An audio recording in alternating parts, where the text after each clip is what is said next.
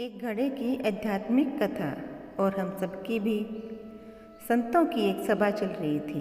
किसी ने एक दिन एक घड़े में गंगा जल भरकर वहाँ रखवा दिया ताकि संत जन जब प्यास लगे तो गंगा जल पी सके।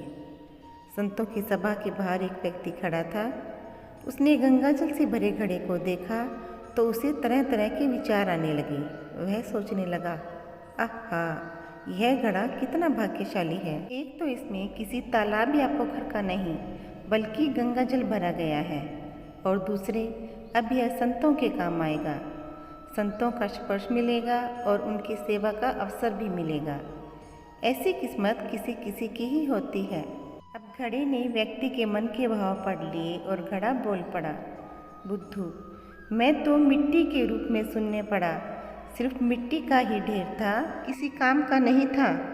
कभी ऐसा नहीं लगता था कि भगवान ने हमारे साथ न्याय किया है। और फिर एक दिन कुम्हार आया। उसने फावड़ा मार मार कर हमको खोदा और मुझे बोरी में भरकर गधे पर लाद कर अपने घर ले गया। वहाँ ले जाकर हमको उसने रोंदा और फिर पानी डालकर गूंधा, चाक पर चढ़ाकर तेजी से घुमाया, फिर गला काटा, फिर थापी मार मार कर बराबर किया। और बात यहीं पर नहीं रुकी। उसके बाद आग में झोंक दिया जलने को। और फिर इतने कष्ट सहकर बाहर निकला तो गधे पर लाद कर मुझे बाजार में बेचने के लिए लाया गया।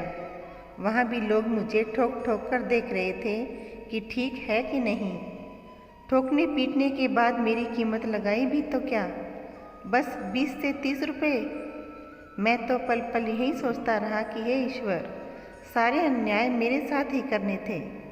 रोज एक नया कष्ट, एक नई पीड़ा देते हो। मेरे साथ तो बस अन्याय ही अन्याय होना लिखा है। लेकिन ईश्वर की योजना तो कुछ और ही थी। किसी सज्जन ने मुझे खरीद लिया और जब मुझ में गंगा जल भरकर संतों की सभा में भेज दिया, तब मुझे आभास हुआ कि कुम्हार का वह फावड़ा चलाना उसकी ही कृपा थी। उसका मुझे वह गूंथना भी उसी की ही कृपा थी। मुझे आग में जलाना भी उसी की ही मौज थी। और बाजार में लोगों के द्वारा ठोके जाना भी उसकी ही मौज थी। और ठीक इस घड़े जैसे हालात हमारे भी होते हैं।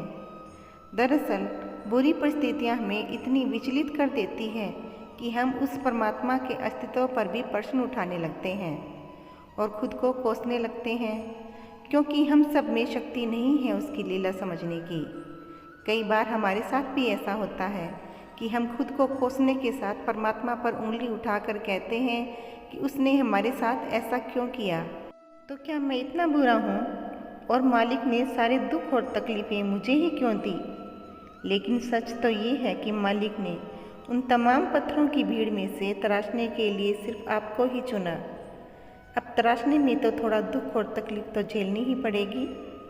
तो दोस्तों, आप लोगों को आज की वीडियो कैसी लगी मुझे फीडबैक में ज़रूर बताइएगा।